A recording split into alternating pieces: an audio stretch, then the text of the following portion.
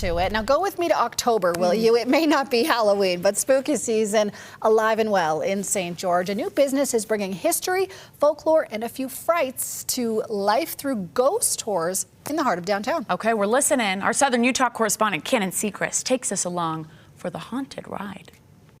When you think of St. George, you might think of its red rocks, the warm weather, or pioneer history. But what about ghosts? After doing some research, one couple thinks the city's past has plenty of spooky stories worth sharing, and now you can take a tour.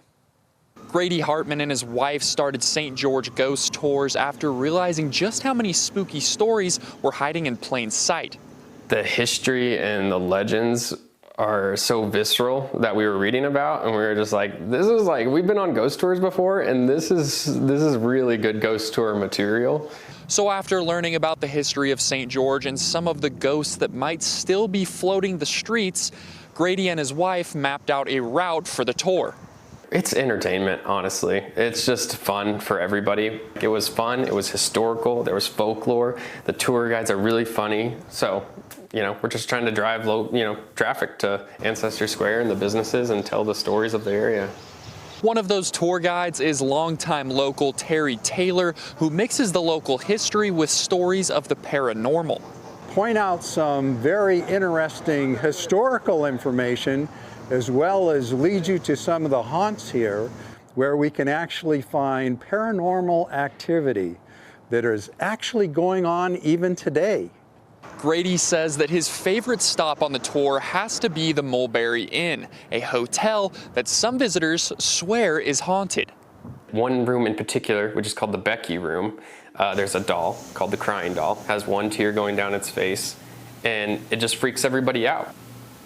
Peggy Armour is the owner of the Mulberry Inn, and she says that some of her guests will refuse to stay in that room at all. I had one come out and bring me the dolls and said, we can't have the dolls in this room, and I had to take the dolls away, or they would not sleep in that room. I've had a couple people like, this is not, we won't take this room again.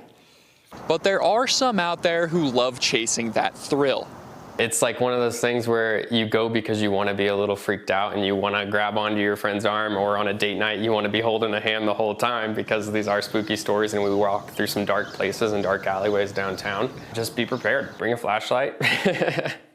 Bring a flashlight and an open mind. So this weekend is opening week for the St. George Ghost Tours, and it can be a good spot to learn about the rich history of St. George, and who knows, maybe you'll even spot some ghosts on the way. Reporting in St. George, Secrist, ABC 4 News.